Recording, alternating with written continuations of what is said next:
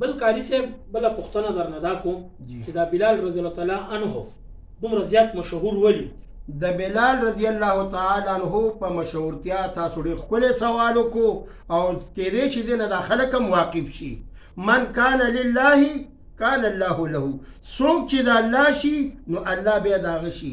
او د صحابو په هکله نبی کریم صلی الله علیه وسلم فرمایي چې اصحاب کالنجوم فبأیهم اهتدیتم اهتدیتم.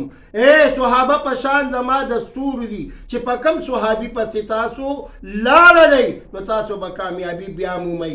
حضرت بلال رضی الله تعالی عنہ به اذان کولو. یو وخت حضرت بلال صاحب اذان ونکو، رب العالمین یې تپوس کوي. څنګه تپوس کوي؟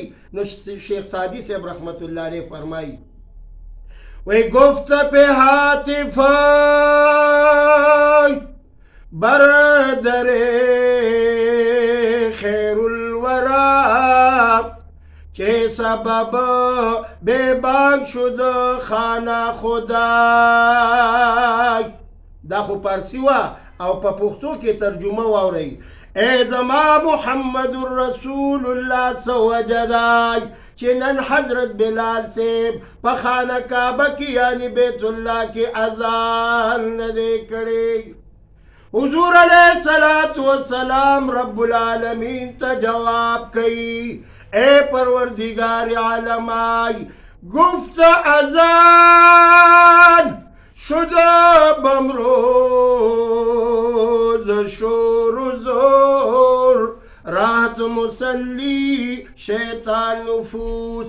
اے پروردگارای اے پروردگار عالمنن خود عمر پزور باندې پچغه باندې اذان شوه دی چې تمام منځ کوونکي خوشاله دي، شیطان لري لري منډې والی دي. نو صاحب تاسو کم تپوس کړو د بلال صاحب شهرت دا په اذان شوی.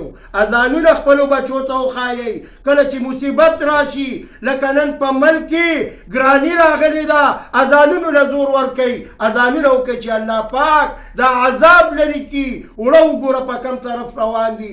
نورې ګرانۍ ته مو ګورئ. اعمالکم و عمارکم، څنګه عملونه یې داسې به په تاسو باندې حکمران راځي. نو الله دې موږ او تاسو نه رضا شي او الله دې دا ګراني رفع و دفع وګرځي.